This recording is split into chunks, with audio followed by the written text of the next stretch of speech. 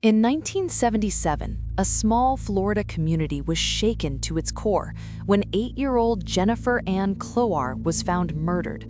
But what truly stunned investigators wasn't just the brutality of the crime, it was the age of her killer. He was just 13 years old. This case would force the justice system to confront an impossible question. How do you punish a child for an adult crime? It started with a missing child report. Jennifer Ann Cloar, just 8 years old, had vanished from her neighborhood. The alarm was raised immediately, but within an hour of that report, Deputy Charles Fountain made a heartbreaking discovery. Jennifer's body was found in a utility shed behind an abandoned trailer home, not far from where she lived. She had been strangled. The community was devastated. Parents held their children closer.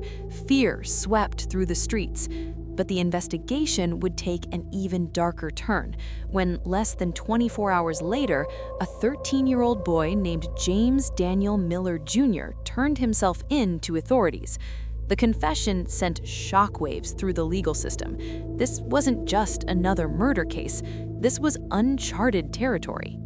Miller was charged with first-degree murder and sexual battery, but prosecutors faced an unprecedented challenge. What do you do with a 13-year-old murderer?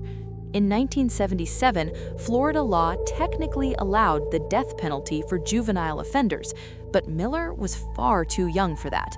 No one under 18 had been executed in Florida since 1954, when 18-year-old Abraham Beard was put to death for a crime he committed at 17. The state simply didn't know how to handle someone this young. If Miller had been tried in most other states at the time, he would have been considered too young to face adult charges at all.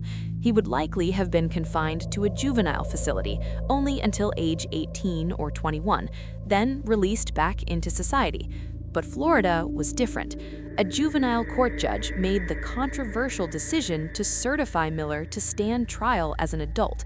It was rare, it was extreme, and it put everyone in an impossible position. If convicted of first-degree murder, Miller faced only two possible sentences under Florida law: life in prison with the possibility of parole after 25 years, or death in Florida's electric chair. There was no middle ground, no gray area, no room for nuance. The system was at a crossroads. How do you balance justice for an innocent victim with the fact that the perpetrator is still a child? Rather than risk a trial with such uncertain outcomes, Miller's defense team and prosecutors reached an agreement. Miller would plead guilty to second-degree murder and no contest to sexual battery. Assistant State Attorney Roger Alcott explained that he believed justice would be better served with the lesser conviction. It would allow for supervised probation and the possibility of rehabilitation, something a death sentence or life without hope couldn't provide. Judge Thomas Langston now had several options: life in prison with the possibility of parole, commitment to a juvenile facility, or a combination of institutional care and long-term probation. Before deciding, the court called in Dr. Bert Kaplan, a criminal psychologist, to evaluate Miller. His testimony was chilling. Kaplan warned that without treatment, Miller could commit other crimes, possibly even another murder. Though he admitted there was no way to predict with certainty, the risk was real. He described Miller as emotionally detached, unable to plan ahead, and bottling up his feelings. The boy showed little remorse for what he'd done, except when discussing one topic: his parents' divorce years earlier. That was the only thing that seemed to break through his emotional wall. Kaplan revealed that Miller had a troubling history: shoplifting, burglary, petty theft, all dating back to around the time his parents separated. The pattern was clear: a troubled child spiraling without intervention.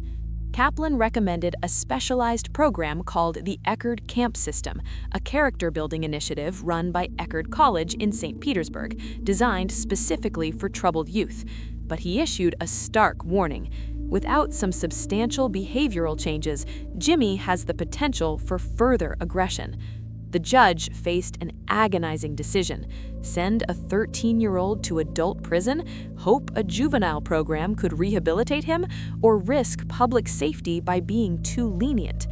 On December 19, 1977, Judge Thomas Langston handed down his sentence: 25 years in prison for second-degree murder, plus 25 years of probation for sexual battery.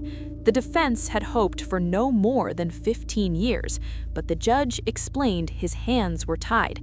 There simply were no state juvenile programs equipped to handle a case this severe, no facility designed for someone who'd committed such a violent crime at such a young age. In his statement, Judge Langston acknowledged the impossibility of the situation. He said, "The court realizes adult prison would serve no useful purpose, but we also realize society must be protected, while some attempt is made at rehabilitation."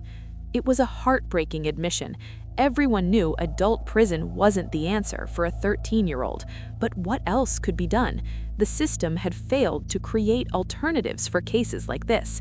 And so, James Daniel Miller Jr. was sent to adult prison, a decision that would haunt everyone involved. But here's where the story takes an unexpected turn.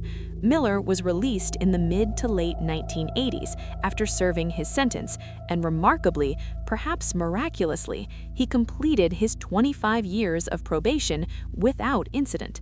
No further crimes were reported, no return to prison. He seemingly disappeared into society, living quietly, away from the public eye. The Jennifer Cloar case remains one of the most controversial in Florida's criminal justice history. It exposed the harsh reality that our legal system was, and in many ways still is, unprepared to handle juvenile offenders who commit heinous crimes. Today, Florida leads the nation in trying juveniles as adults. Under current law, if this crime happened now, Miller would face 40 to life in prison, with an automatic sentence review after 25 years. But there's a controversial twist. Under a widely criticized law enacted in 1978 and expanded in the 1990s, the prosecution, not a judge, makes the decision to try a juvenile as an adult. Many advocates argue this removes crucial checks and balances from the system. Back in 1977, the law was less defined. Prosecutors and judges had to navigate uncharted waters with no roadmap, no precedent, and no clear answers. This case raises uncomfortable questions that persist today. Can a child truly understand the weight of such violence? Is prison the answer, or should rehabilitation always come first? And where do we draw the line between protecting society and acknowledging that children's brains are still developing, that they're capable of change in ways adults aren't? There are no easy answers. Science tells us the teenage brain isn't fully developed, particularly in areas controlling impulse and understanding consequences. But that doesn't erase the pain of victims' families. It doesn't bring back the lives lost. Cases like Jennifer Cloar's remind us that justice isn't always black and white. It's complex, it's painful, and sometimes it's impossible to get right. The tragic death of Jennifer Ann Cloar and the disturbing case of James Daniel Miller Jr. force us to confront the darkest corners of our justice system. While Miller reportedly went on to live without reoffending, the scars of this case remain for Jennifer's family, for the community, and for everyone who had to make impossible decisions in the name of justice. This case doesn't offer us closure.